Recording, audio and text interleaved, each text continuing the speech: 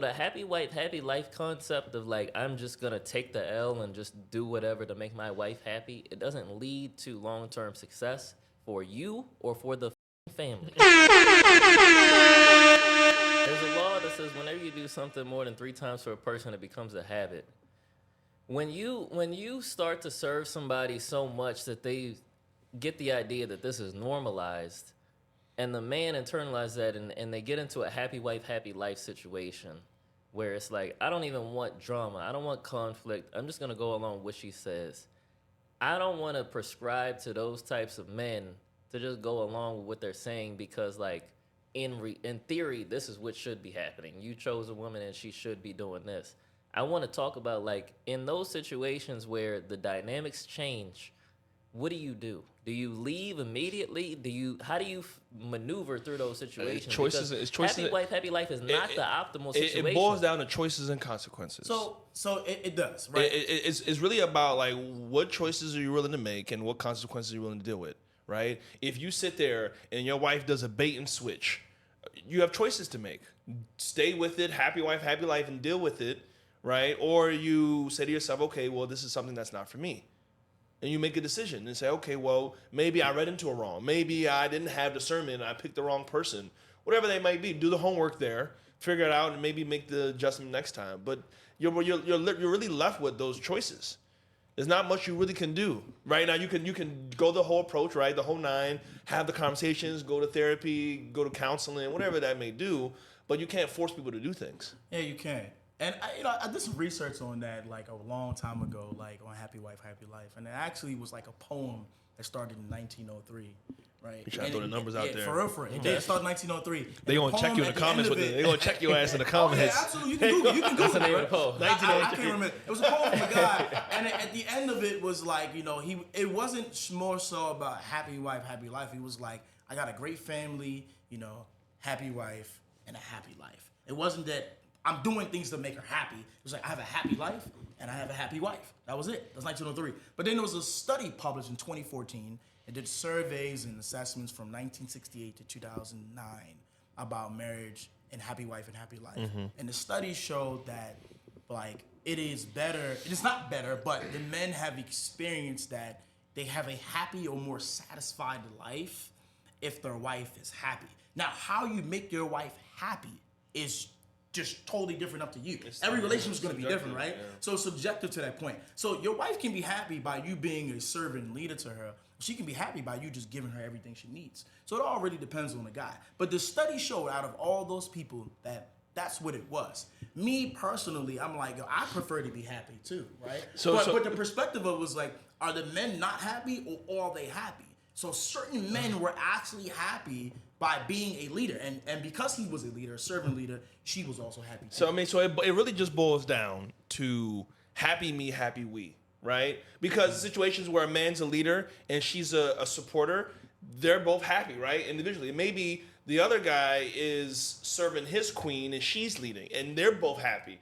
That works for them, right? And I think that's the mindset that I follow, right? The whole happy wife, happy life in the sense of your whole goal is just to bear it and just to make her happy. No, it's not. So let me just say it flat out. The nuclear family is more effective and more successful when the man is the leader and the breadwinner. That's just what it is. Mm-hmm. Before the 1980s in the black community, when men were breadwinners and men were leading the households, black marriages were the highest they had ever been through chattel slavery until the civil rights movement. That's just what it is. So the happy wife, happy life concept of like, I'm just going to take the L and just do whatever to make my wife happy, it doesn't lead to long-term success for you or for the family. This is what I'm saying is like, for the guys that believe that like I should just take it on the chin, that I should just like go along with whatever she says because it makes my job easier because I don't want conflict. Mm-hmm. I say to them, you're making a fucking mistake. You're putting yourself in a decision. You're putting yourself in a position where you can end up in a divorce court and lose half of what you ever earned in your life. So I don't inherently believe in like happy wife, happy life. I believe in happy king, happy kingdom. I mean, I think we're all on the same page with that, though. Well, I think I have a different perspective. Not for the same reasons, but I think it boils down to at the individual level, right? When both of you, the man, the woman, done the work, right? Then, as long as you guys agree to the confines of the relationship, everything will work out, right? If you want to be a leader and she's cool with support, that's going to work out. Vice versa, right? But it all starts from: are you happy individually? Are you a happy person? And if you're a happy person and you know how to maintain your sanity and you know how to be progressive, you'll be fine. You know, and in my opinion, I think that like if you lead with that, right? Otherwise, like it's like about what I can get. And if everyone leads with what I can get, you're not going to have a successful relationship. Because that's just not how you. Yeah. So to that point, like to your point, that in the study there were men that just did what their wives said, right? And that made them happy and satisfied.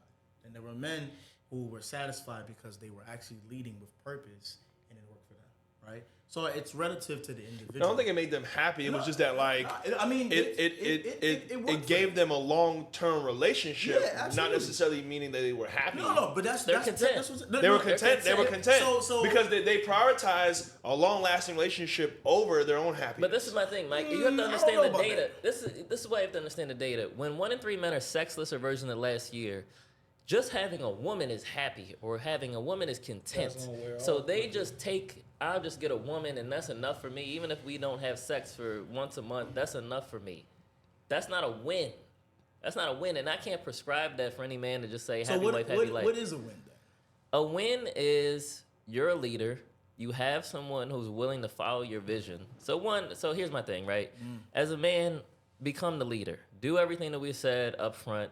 Make yourself physically attractive, fitness, finance, personality, make yourself attractive. Like, do the work, emotional intelligence, like, if you need to go to therapy, go to therapy. Do the work to make yourself the man and leader that you need to be. Once you do that, now it's time to find somebody who's going to be a helpmate to you.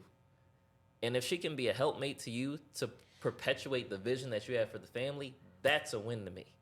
There is no other win to me other than that. So the whole point is, all right. Okay, hold on. The whole point is, if you're giving advice to a young brother, it's like don't go into the dating pool until you have done the work yourself to figure out when dating pool in the sense of long-term committed relationship, right? Until you figured out who you are and what you're trying to do, because women are attracted to your purpose, and if you don't have that, if you don't know what that is, you're not going to find anything long-lasting.